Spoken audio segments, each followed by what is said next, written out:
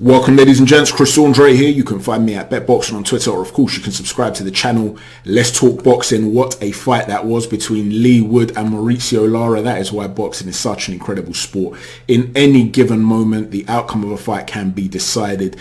Mauricio Lara stops Leigh Wood in round 7 with a monstrous left hook. Leigh Wood did get up. He was wobbly and Ben Davison called the fight off. Now, there were about 12 seconds left of the fight remaining. And I know a number of people have said he should have let the fight go on. Lyndon Arthur has tweeted to say he would have been really vexed if that was him. Carl Froch was saying he felt the fight should have gone on. To be honest with you, that's quite a long time if you're unable to properly defend yourself. And we're not talking about a guy who was buzzed a little bit but was able to raise his hands properly. And you're thinking to yourself, if he can survive these 10 seconds, he's going to go back to the corner, come back out after that. And he's built up such a lead up to that point that where he can sort of become a favourite again in terms of the outcome of the fight. If he's recovered from that knockdown, he can sort of put himself in a position where he can see it out in the long haul. The reality is, when you're unable to protect yourself like that, you are 1 or 2 shots away from very serious damage, and it takes a very brave trainer to sit there and say, no, let's pursue the glory. And I've seen a lot of criticism being thrown at Ben Davison. The poor guy can't win, man. He gets called arrogant and he's up in his own arse and stuff like that. He thinks everything's about him, everything's about Ben Davison's glory. Well, here was an opportunity for him to say, you know what, stay in there, Leigh Wood, because if you topple Lara, who's considered this monster, I can get praise as being a trainer that guided you towards that. Bear in mind, think about where Leigh Wood was when he joined Ben Davison, right? It's one of the great progressions of any fighter at the moment, one of the great developments out there. It's been superb. So imagine he then topples Mauricio Lara too. Instead, he looked at that and he thought, I'm not 100% confident in my fighter being able to protect himself, so I'm throwing in the towel, despite the fact that it means I'm going to miss out on glory. We should be applauding Ben Davison. I don't know why he's getting so much stick. But let's talk about the fight and the way it went. The first round I had going to Leigh Wood. It was, I thought he was very focused on distance control early on. He was using the stab jab to the body consistently, and that brought him a lot of success. Mauricio Lara really struggled with that shot throughout the course of the fight. He was unable to time it. He was unable to see it come in and drop a little right hand over the top of that. He was getting caught with it consistently, and he was in the pocket and he was quite flat in there. So when he was getting hit with it, it was punching through the target. And that can really take it out of you. That can really start to affect your breathing. Because as you're trying to take these deep breaths and things like that, and Lara fights in an explosive style, right? So as you're trying to take these big breaths before you lunge in, it can take it out of you.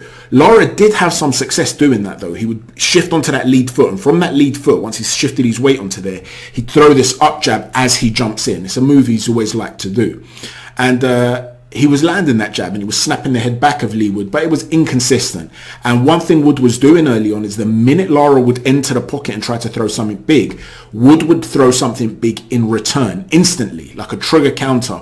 And because Lara's the sort of guy that overloads so much on punches, by the time he resets, he's there to be hit. So Wood was landing in return of Lara's power shots in that first round, and Wood was looking really good.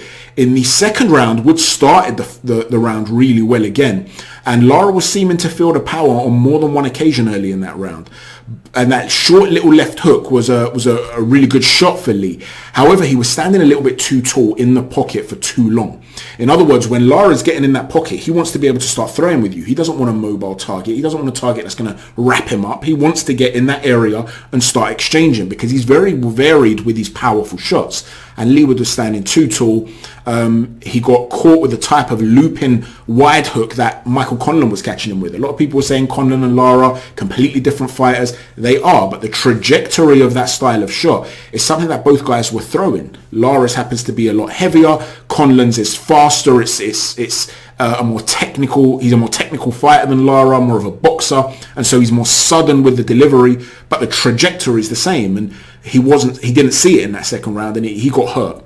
So I had it 1-1 after 2 rounds. From that point forth, I had Leigh Wood winning every single round with the exception of the fourth, which was a swing. I had him winning that too, but it was a swing round.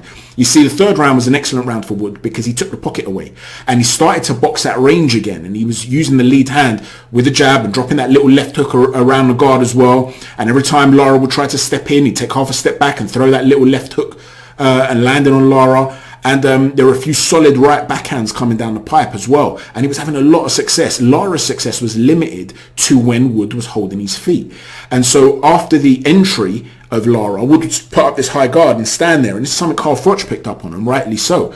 You can't do that. You've either got to tie him up, get behind the jab again, create distance, pivot out, get out and create distance and make him have to earn that entry again.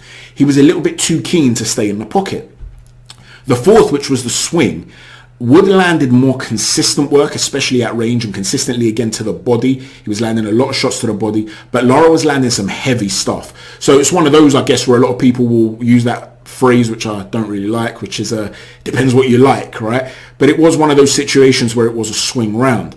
And like I said, it was a grueling fight, but it was a measured tempo. It was almost like a cruiserweight fight where they're each picking 1 or 2 or maximum 3 big shots.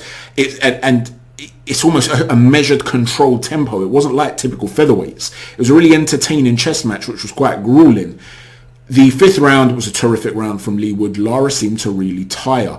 And it was at this point that Wood started to really have some success, and he was dropping that right uppercut to the body or solar plexus area. So sometimes if Lara would lean forward, it would land on the chest, and he'd follow it up with a left hook, usually to the head. On 1 or 2 occasions he threw it to the body as well, but it was a right uppercut left hook combination, and Lara was feeling those, man. He was starting to really feel those shots to the body. And in the 5th round, you saw again some real swagger from Leigh Wood as he started to sort of get on his toes a little bit as well at points and pivot out, and that stab jab to the body continued to be very successful. The right hand was coming behind it, and it was just going straight through the body of Lara when it was that stab jab. He wasn't reacting to the shots.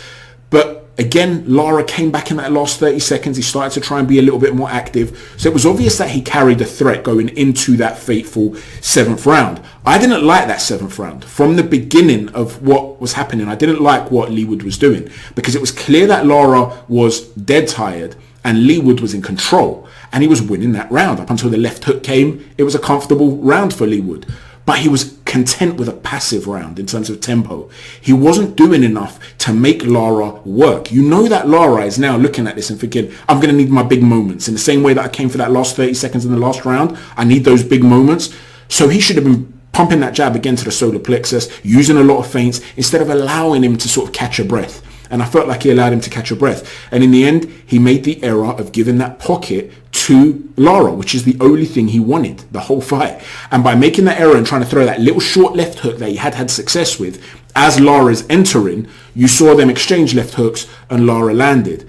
That shouldn't have been the case. When he's that tired and you know the guy wants the pocket, why are you trying to time him on the way in? When he's fresh, I get it. You need to punish him and dissuade him from doing that. You need to do that. I get it. And his hand was in a good position in his right hand, although as he's turned and you open up, right? So as he's turned, I'll show you this way. As he's turned and he's opened up and he's offered more of the face there, because he's thrown the left hook of his own, he opens up a target.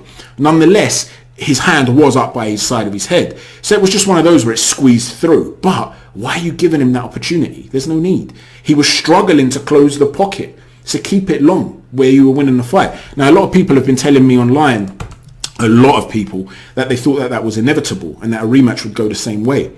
I can't see that at all. This wasn't a Deontay Wilder-esque type of knockout whereby you know Wilder's giving up rounds on purpose. He's almost, content with trying to line you up with a shot because he knows he's not going to win the boxing match and stuff like that, and he's waiting for his moment, and he's fresh still. He might, be losing the boxing match, but he's fresh. That's not what was happening here. Lara was struggling. This wasn't a case of him being composed. He was looking for a Hail Mary shot, as they say. That he was looking for something big to change the trajectory of the fight. Bear in mind, he's also not the type of pressure fighter like a Liam Smith, say, who snowballs, who gets stronger as the fight goes on. That's not really Mauricio Lara. He tends to start quickly. Then he fades a little bit. Then he'll try and come back strong later on as well. So this is not a guy where you're thinking, okay, he was just coming into the section of his fight, which is his, and he's been making Leigh Wood work hard with foot pressure, and now Leigh Wood's going to start to tire. That's not the sort of fighter Mauricio Lara is. And we saw that he can be hurt to the body. He was getting caught with some big shots, and he has got a good chin, Mauricio Lara, but he was feeling those shots. If I'm Leigh Wood, I'm looking at this and I'm thinking, you know what? I want this rematch. I want to go again. I do not think this was an inevitable outcome. I do not think that Mauricio Lara would be the favourite in a rematch. If I was told, Chris, I'm going to give you a free £1 million and you will bet on someone, and not only will you bet on them, you will somehow be involved in the build-up. So, the fighters aren't just going to turn out and do what they want. They'll listen to you and they'll approach it in a way that you might deem to be the appropriate way from a tactical perspective. So, Chris, you've got money to bet on it and you've got input. Who do you think's got the more chance of winning the rematch? I'm putting my money on Leigh Wood. I think Leigh Wood has the tools to beat Mauricio Lara. And Mauricio Lara is a champion. And then somebody else was telling me on Twitter, it was Dean, that he wants to see the Warrington rematch. Dean, the thing is, Warrington's always going to be there for Leigh Wood. If he fights the rematch and he loses, that Warrington fight's still a big domestic clash. You're not going to look at the money now. This is an opportunity to win a world title again. This catapults his name to a whole different level. It would mean he'd get a bigger split if he was to fight the likes of Warrington or whoever else down the line. This is an opportunity to really settle yourself as a top quality fighter in the sport and to say, look, I've now won the world title on a couple of occasions. I'm here to stay. So from a tactical perspective, I thought Ben Davison and Lee Wiley got it spot on. I think Leigh Wood was executing the game plan very well by and large. I did think he gave up the pocket a little bit too often at times, but I can understand the logic of doing that early on. When Mauricio Lara got tired, I would have wanted to have seen more feints and foot pressure. Do not let him get his second wind. Keep jabbing to that body. But apart from that, be cautious and controlled. You need to go away from throwing hooks essentially in that moment. Once you see he's that tired and he's looking for that flurry towards the end of a round, you don't want to give him the opportunities to let go of his big shots because he's got dynamite in his hands. That's how I saw the fight. Let me know what you think, ladies and gents. In terms of the undercard, Dalton Smith and Gary Cully, I was going to mention it on this video, but it's dragged on and it'll go on too long. So I will upload a separate video tomorrow whereby I also talk about David Adelai's performance at the weekend, which I thought was really impressive, and that video will come tomorrow. Please don't forget to hit a stiff jab on the like button, a right cross on the subscribe button, and an uppercut on the notifications button. Thanks for watching, everyone. Chat to you soon. Take care. God bless.